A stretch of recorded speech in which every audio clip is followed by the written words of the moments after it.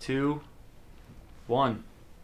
George, nice to meet you. You finally as well. In person. We've been chatting online, and we've both been kind of looking at Crema and what you've created and built over the last 10 years. And you have an awesome story and wanted to bring you in, so I appreciate you making the time to do so. Oh, my pleasure. Thanks for the invite. Yeah. So what is Crema? We're calling ourselves these days a digital product studio. So primarily that means that we're building software. We lead with design. So we're founded really as a design agency. So that meant, if we go back to my origin story, if you will, I started Crema first as a digital designer. So back then, 10, 12 years ago, it just meant you built websites or you designed websites, right? Because that's what we all were kind of dabbled in back then. Mm-hmm. And then that turned into me going out on my own, which I can get into that in a little bit. But I slapped UX on the front of my title. Mm-hmm. All this work showed up. It was hot at the time. Right. UX was like this new idea. Nobody knew what it was, but it looked cool, right? And like the UX just had a neat look to it.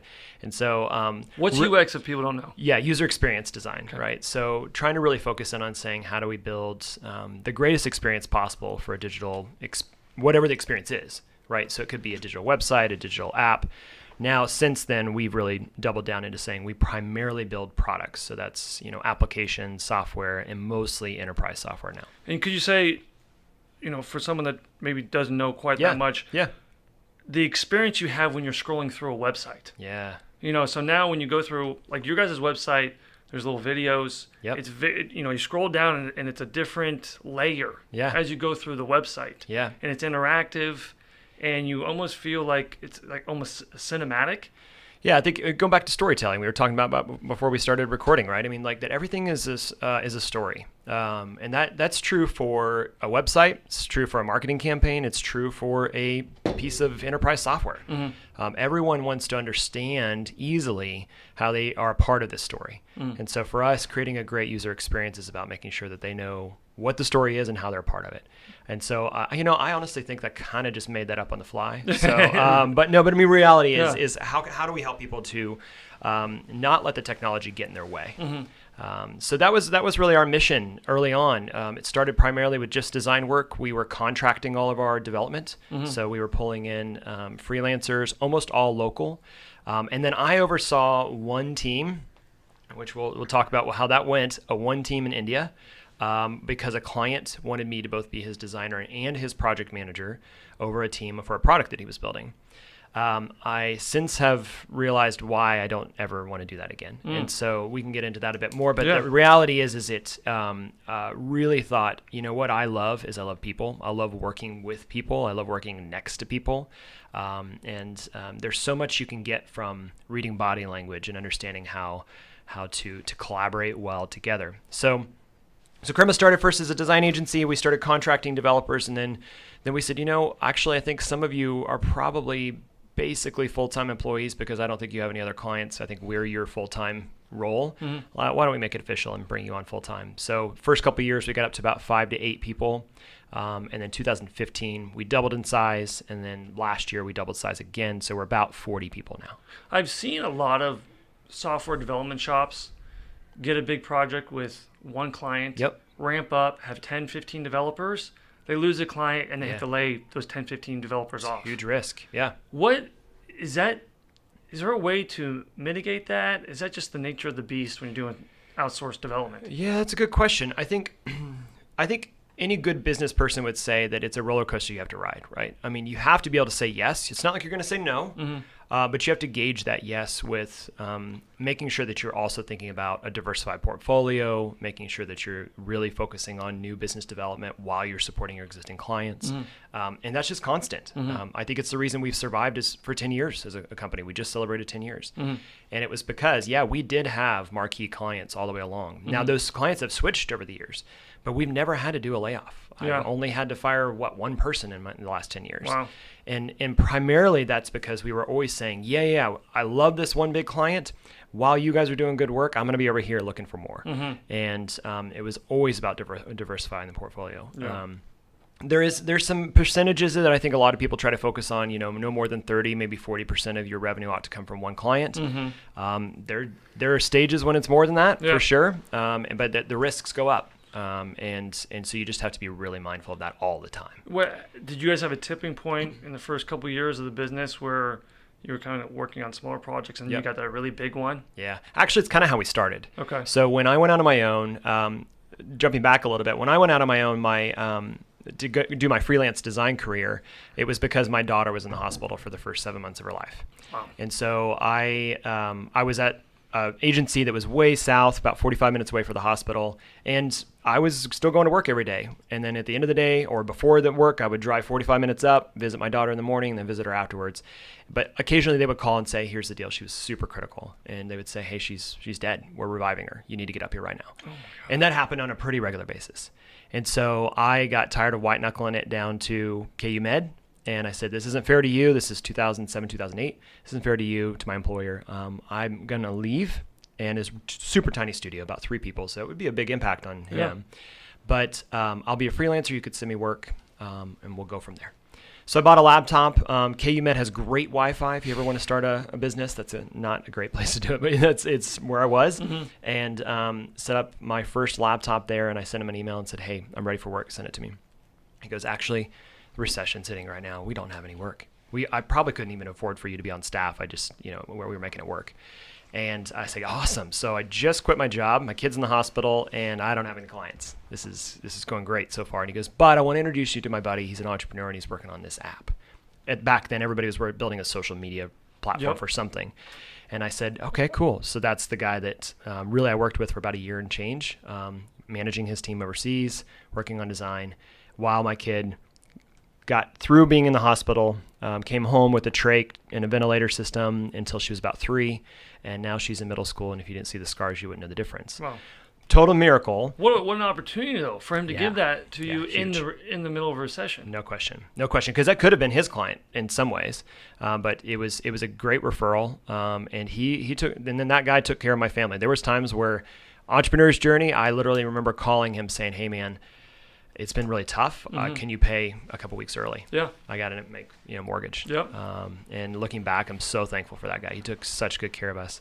And so I think moving forward past there, it was just an opportunity to grow. The tipping point for us was I started networking like crazy, especially once my daughter was home. Things were relatively stable. And I just got into the community. It was when the startup scene was kind of hitting Kansas City again. Mm-hmm. You had the Sprints and the H&R Blocks back in the day, but then there was a new wave, right, about 10, 12 years ago. Mm-hmm. And it's when the first startup weekends came to town. It's when the first Kaufman really started paying attention to their own backyard. So One Man Cups was showing up a little bit after that. Things like that. And so I started working with developers, being their design guy. Well, in the process of doing that, I met up with some agencies, and I said, hey, you need digital. You're not doing digital. You're just a brand marketing agency for some of these decent-sized groups. And they said, okay, cool. We actually have this project, and it's St. Luke's. And I said, oh, cool. Well, which clinic? Because that had been about the size project we worked on till then. Like maybe a little website for a doctor's office, right? Yeah. Because no, we're going to do the entire health system. And I said, yeah, of course I can do that. I had no idea what I was going to do. Right? Yeah. I mean, I had no idea. I'd been a freelance designer for a year and a half. And he said, what do you think that would cost? And so I called a buddy who was a Drupal developer of all things back then. Drupal. And right. I mean, this is going back a little bit. And I said, what do you think? What do you think you could do it? And he goes, oh yeah. So we just ignorant confidence, right? We said, yeah, of course we can do that. He said, well, what do you think the number is? He goes, 400 or something. I don't remember what it was, like several $100,000. And I said, okay. I was like, how do we tell them that number? Like, I didn't even know how to make a proposal that big, So we just went in and we just told them, we're thinking it's roughly this. And they were like, yeah, that sounds good. And then it was immediately like, oh, we have to do this, like we actually have to follow through. And so it was learning it. Reid Hoffman talks about jumping off a cliff and learning to build a plane on the way down. I feel that there is so much more transparency on who an individual is with the business that they have. Yeah. That kind of opportunity wouldn't happen today, because that hospital would have gone on LinkedIn, looked up who you really are, your background, and be like, this guy works out of his home. We can give him a $400,000 deal. And I feel like that happens more now, where if you don't have the big, bright, shiny car, especially in software development, you can't get those big deals. I think that might be true. I think it has gotten a lot more difficult, because if we go back to then, I was the only guy with UX on the front of my title. right? Now every agency, Everybody. every Yeah. shop has UX, right? And so it's not. And there's it's a million agencies in Kansas City. Oh, I mean, especially if you're in the digital advertising space or marketing. Yeah. There's literally one in every corner. Yeah. And so that's one of the reasons about 2.5 years into Crema being a thing, when Dan and I joined together, after we got that contract, I said, I have no idea how to run a business. I need somebody that has some business knowledge. Well, the closest to that is a buddy of mine, my best friend at the time, was finishing his MBA. And I was like, they just taught you a bunch of stuff that I need right now. And we joined up 10 years ago. And so then we pretty quickly said, we don't want to do websites anymore. We don't want to do Drupal projects. We want to do apps. We want to build platforms that are actually solving more meaningful problems. So we really doubled down into building software, really, is what we would now call it. But How many times do you get a wealthy person just say, hey, I want to build the next Uber for blah, blah, blah. And you say, all right, well, it's going to cost like $500,000. Yeah. Does that happen often? I think it used to happen a lot more than it does now. We had a phase when it was a lot of what we would call second-time entrepreneurs, someone who had a successful business, exited that, or maybe has their dividend checks coming in and they're kind of retired past it, and they're wanting to play with what's next. Yep.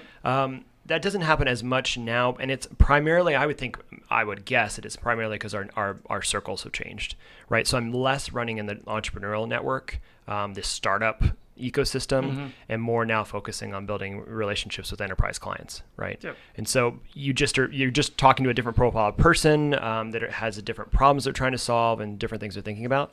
That being said, some of our most successful clients have been those what we would call second-time entrepreneurs, the ones that have said, "Yep, I did it. I want to do it again." We tend to have a runway with them that's relatively short, no more than about a year and a half if we're lucky, because the agency model isn't really set up to do a long-term launch and build. And maintain. And maintain. Right. It's just too expensive, and we're just transparent with that. It's just too expensive for you to do that. I want to help you get to the point where you found traction, and that you're now hiring your own team.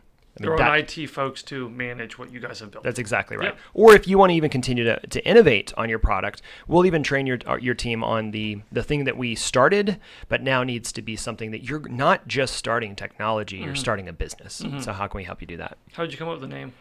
So my wife and I were baristas in college. We worked for a little nonprofit coffee shop back in Emporia, Kansas, of all places. Yeah. And that's where you're from? That's where I'm from. That's Okay. where we grew up. Yeah, and we went to Emporia State. And we loved coffee. And so when you brew an espresso shot, the top little golden layer of the espresso shot is called the crema. It's also a Mexican sour cream. We'll just ignore that. Yeah. The reality is we loved that. We knew we wanted to be kind of coffee themed. And we thought, okay, what URL can we get? At the time, it was first called Crema Lab. Now we've dropped the lab and it's crema.us. Love it. You have a partnership. We do. A guy named Dan. Yeah, he's around. Yeah. Oh, I have a lot more hair than he does. Okay. But yeah, no. Dan is awesome. Like I mentioned, he was the business side. So for a long time we called him the suit, and I get to be the creative guy. And so we balance each other so incredibly well. The reality is, I think in the next probably 3 to 5 years, we'll write a book on why we think our partnership is probably one of the best that we've ever seen. There's both built on trust, honestly on similar worldviews, so that we have just a understanding of the ethics around the decisions we make. We push each other, so we have a healthy debate, which I think is important part of a partnership. Yep. We own our areas, and then we get out of the way of the other areas that we don't need to own. Yep. So finance, operations, I'm not going to get in Dan's way for that. Yeah, the longer we work together, we're always on the same page. Yeah. We have the same morals and values. Yep. We have the same beliefs Yep. and expectations of our life and how we want to live life. That's right. And if you don't have that, It's really hard. it's really hard, because I look as a partnership. You're spending every day with this person. You're doing everything with them. You're probably spending more time with them than you are with your spouse. Yeah. And if they have annoying tendencies, if they have things that you will get on your nerves, I mean, it could be really, really tough. And I just see more partnerships don't work out than they do. Yeah. Do you have any advice Yeah. on maybe an entrepreneur starting up? I think a lot of people are scared of going at anything alone. Yeah. and they need someone there to help them or support them and be there. Yeah, I mean, the number one thing, finding a partner is probably the thing that I would say. I was the most blessed to find, somebody that I already trusted and knew well. We'd always talked about starting a company together. All of our previous ideas were absolutely terrible. And then I kind of say, hey man, I accidentally started something. Let's do this. I think the number one thing that we did, there's two things that we did right out the gate. And this, I'll give credit to Dan because he's the most intentional human being I've ever met. One, every Friday, we sit down and we have a cup of coffee. In early days, it was, how did I piss you off this week? And then, how did you piss me off this week? And it was literally just learning how to work together. Learning how to get through it was just the way it was a face you made in that meeting. Yep. And, that face means something not even what you thought. Yep. Oh, okay, well, now we know that. Now that face doesn't bother me as much. Kind of still does sometimes, but you know what I mean. And then I think so. Just that discipline and that rhythm of meeting, having an honest conversation. Over the years, that conversation pivoted primarily to what are we going to do next, and it was less about retrospecting as much and more about thinking forward because we had figured out how to retrospect on a daily basis or on a normal basis, so that we could kind of keep moving forward. I think the second thing is we found a group of mentors and advisors that really speaks into our organization. So there's a lot of business owners that talk about this, having huge. Advisors that are maybe just kind of off in the distance that they meet with once or twice a year. That's they it. pick their brain to tell them what's going on in the business and where to go. Yep. And I love that idea because people always think, I got to hire a CFO or I got to spend all this money and get someone who's an expert at HR and these things. No, you don't do yet. I mean, there's a point of growth you might, but not yet. But there's so many people out there that are willing to help. So true. And especially people that have already been through it. Yeah. Right. And so we picked 3 guys that were totally different backgrounds, not really in the technology space. They'd all dabbled in technology, but that wasn't their forte. So one that was financially focused, one that was more venture and operational focused, and then one that had ran an agency, so had kind of the service-based background. So how do you run a great service company? Yeah. And so... yeah, those guys were absolutely crucial. There wasn't an equity relationship. It was just purely because they believed in us and they wanted to help us. And we didn't take too much of their time. And we only bugged them when we really needed help. Yeah. So, how many people are in your company right now? I think we're technically right at 40. It was 39. I think we just hired our 40th. So, yeah. Okay. And how many of those folks are technical in software development of some sort? Yep. So I think there's 19... engineers, developers. All of our developers are pretty cross-trained on the same technology, so we're a heavy JavaScript shop. So 19 developers, and then we work in what we call cross-discipline product teams. And so we don't outsource just developers, we outsource teams. And so that's going to look like having a product manager, a designer, usually 2 developers, no less than 2 developers in your project, and then a test engineer. So our test engineers are in our technical group as well, but they're technically, it's a different role for us. And then we have what's called a product strategist, which most people would probably call a product owner. Okay. We just found that competed with our clients tended to have a product owner, so they didn't want somebody with the same title standing next to them. So what does a product owner do, in layman's terms? Yeah, a product owner is there to be kind of like a co-founder of your product idea. Okay. So let us come alongside you and help you to think through the why behind it or the potential of where you could go. And really, they're a facilitator. They're there to ask the right questions to help you unpack the potential of what your product could be and what are success metrics, how do we get to those metrics, and then really to launch it into having a really good vision cast. From there, a product manager takes over to really make sure the day-to-day milestones, sprints, et cetera, are planned out because we're fully agile at that point. Do you have a product or something that you've created that you can talk about that was of huge success? There's so much I can't talk about. Is the reality. Is there one in particular that is a highlight that you can just talk about it briefly? Yeah, I think there's one that I can go back to that I just love the story of from an entrepreneurial standpoint. It's been a little while since we did this one. This was about 5.5 years ago. Yeah, probably about that. At the time, it was called Endurance Lending Network. It was 2 founders in San Francisco that were building a small business lending platform for, at the time, primarily franchises. So franchises are a unique model because it's too high a risk for banks. to loan $200,000 to $500,000. It's too small a money for private equity or venture capital. Yep.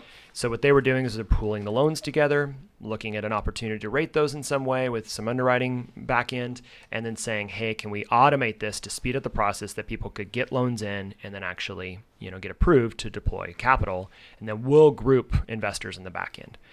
Simple model, really, when it comes down to it, but the actual getting those loan applications and vetting people quickly, that's hard.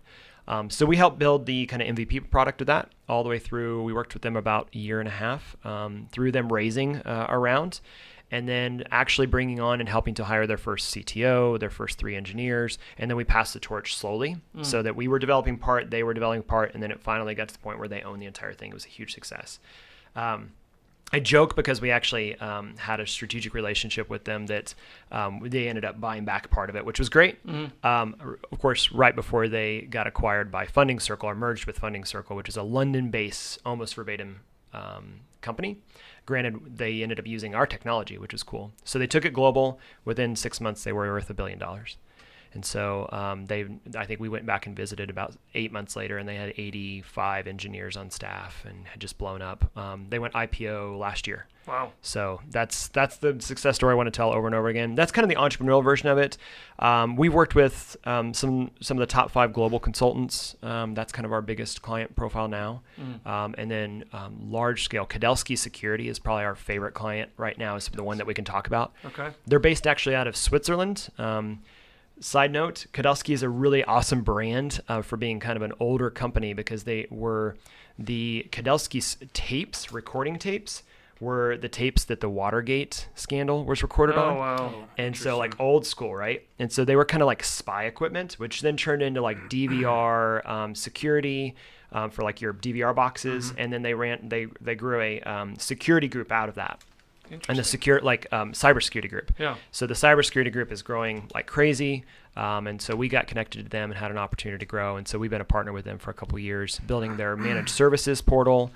We just did a remote design sprint with them where we worked with their Switzerland office, their Atlanta office, and a couple folks that were in Phoenix that were on and off. And we're able to facilitate even new products they're building today. So it's great. When you're meeting with a new client and they ask you, what do you say when they say, what makes you different than the other 10 agencies we could work with? Yeah, I think the big differentiator right now has been that we're 100% US based. It has been, we're one of the few that are still that way when it comes down to an agency that isn't looking to cut cost. Yeah. So you're going to get a premier design studio, I'm in a premier development studio, and there's an investment into that. Because of that way that we work in cross-discipline teams, that's pretty unique as well, that we're selling teams, not individuals. And then for us, it's really about saying you're going to know your people. So I give them full access to the entire team. You're going to know their developers. You're going to know your product managers and your design team. The rest of us are going to get out of the way. Yeah. These are your people, albeit I've invested heavily in my culture. So they're going to stay here. They're going to be better because they're here. And then when you need them, they'll collaborate with you. And if they want to come in every once in a while, it's great. But part of them loving their job is because we've made an incredible place for them so that you didn't have to. And you get the benefit of it. Have you ever had a client try to headhunt some of your engineers? Oh, yeah. All the time. But we have we have contracts that don't let them. And honestly, they respect that. I see that a lot. Yeah, it happens. It happens. Honestly, the great thing is that we've invested in creating a place where people, they actually immediately turn around and go, hey Dan, George, guess what? And then they tell us. They're more excited to say, you know what, I love what you guys are doing. I'm here. I like working with that client. Happy to continue to collaborate with them. But we're invested in a Crema, and as a byproduct of that, we get to work with these other incredible clients. Yeah. What do you think that boils down to? Your environment and retaining talent. Yeah. Because that's something that's hard to come by these days. I mean, especially in this market with developers and IT. Absolutely. I mean, what do you think it is? So we've kind of come down to this idea that we think that we're creating a place where people are both seen and known. I think it sounds so touchy-feely, but it's about really investing into knowing each of our individuals. We have with our cross-discipline teams, our product teams, they get an opportunity to work with people and actually have impact quickly, rather than putting in an apartment where they have this long runway and a backlog of things that they may or may not ever finish. Instead, we're saying you have the autonomy to co-create products fast. And that's exciting. So both the kind of fulfillment of the work that you're doing, and then you're in a culture where we invest heavily in making sure that each person is continually getting better. So business development or professional development is a huge piece of our culture. So we have what we call craft teams. So if you think in that cross-discipline product team, there's a designer, developer, product manager, et cetera.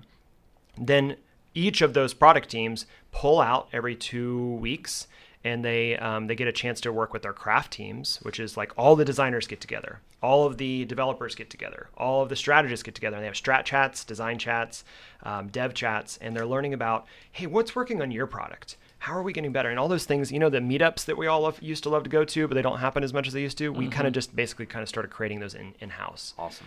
So they feel like they're getting better. They're getting paid market rate. They're working on stuff that they feel like they have an impact, and they have a trust from their clients. They know the leadership trusts them because we get out of the way and we don't micromanage them. And then really, at the end of the day, we focus on this. It sounds stupid simple, but we just focus on knowing their names. I mean, even as the team has grown, just knowing each person and really knowing what's affecting their life right now. How can I help you? We have lots of other things like a results-based culture, which means I don't care where you work or when you work, as long as you hit your sprint goals. Yep. You're good. That helps.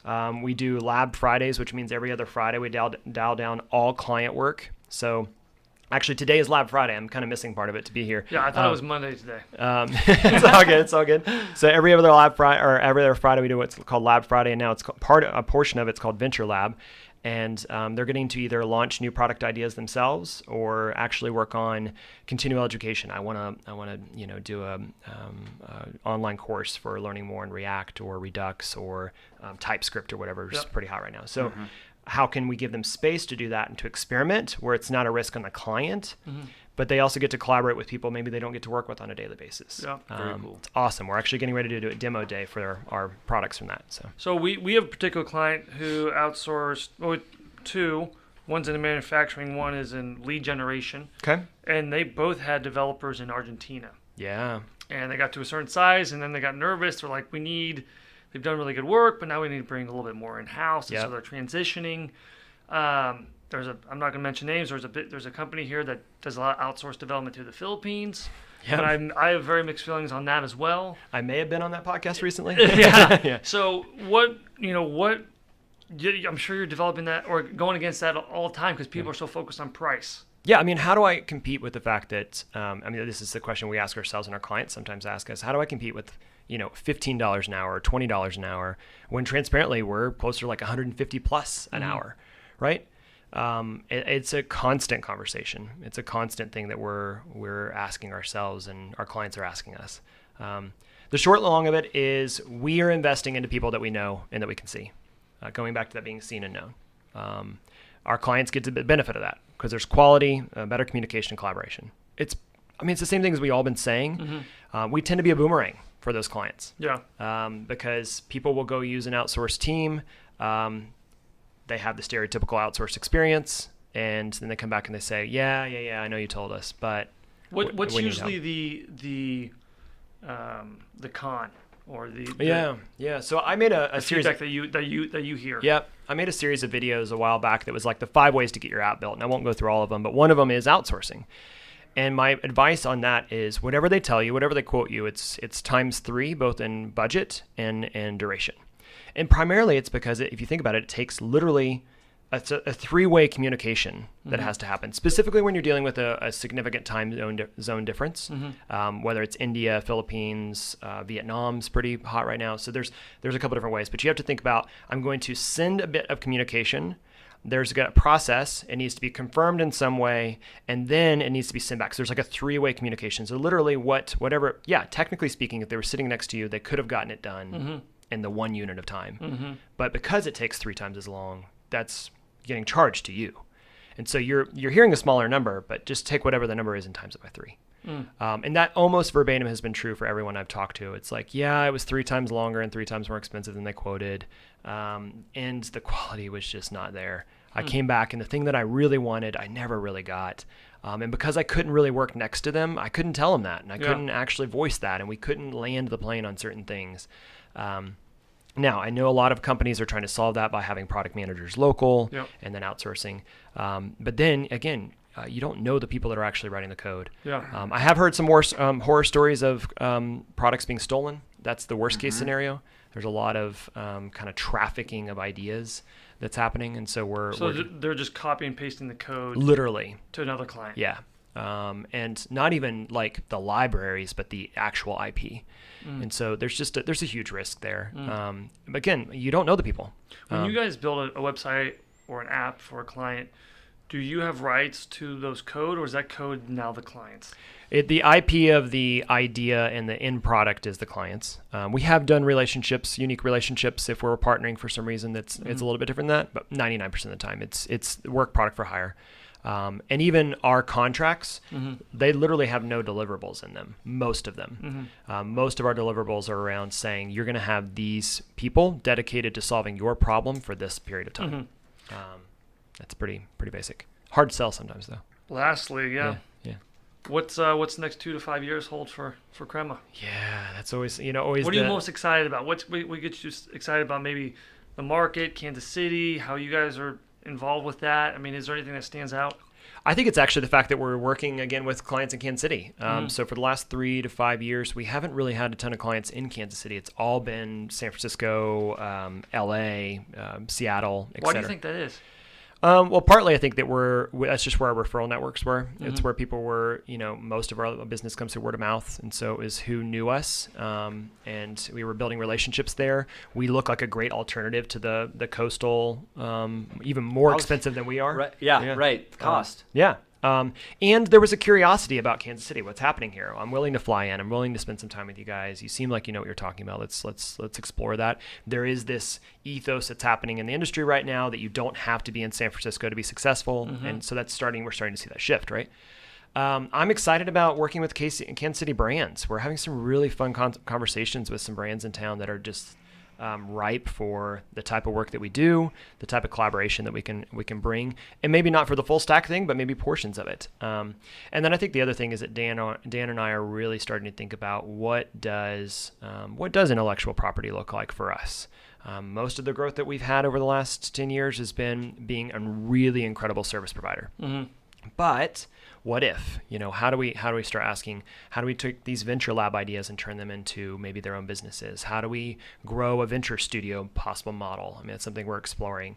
What's that? What's a venture studio? So venture studio is this idea of basically incubating your own ideas, or bringing in ideas and taking a more strategic stake in them in some way, and then spinning them out. There's lots of different models for it, but maybe our potential one might be more spinning them out in their own companies. So basically creating and launching companies. And it's risky, but the reward could be really high and a lot of fun. So basically, entrepreneurs with ideas, you help get those ideas off the ground. Or we create our own. So and not keeping them under the roof of Crema, but instead spinning them off into their own companies. So that's a potential. I think that's a little bit longer term, but we're starting to play with this idea. There's a couple other agencies around the country that have done something similar. I think the other big thing is to say, how do we get really, really, really, really good at what we do? That sounds like, of course, but just continuing to double down on being experts in our craft. And sometimes I think people want to hear this oh, well, we want to take over the world. It's like, no, what? We just want to be really good at what we do. Really good. And I think we're already great. I think we could be better. And so we nerd out. I just literally came from a meeting that was about our sales and marketing initiatives for next year. I think content's going to be a huge play for us into 2020 and 2021. How can we capitalize on selling the way that we do things even? Is a potential. So I think, the info product kind of model, how can you start to say, we figured out some things over the last 10 years. Yeah. This might help you as well. Wow. So if someone wants to get a hold of you or hear about your services and products, how should they go about doing that? Yeah, check out crema.us. That's the easiest way. Watch our YouTube channel. If you look up Crema Lab on the YouTube channel, we've got about 100 and some odd videos there, and on development, design, lots of product management videos as well. And shoot me an email, george@crema.us. Awesome, man. Well, thank you so much for your time. This has been excellent. It's such a pleasure. Yeah, thank you. It. It's fun. Yeah. All right.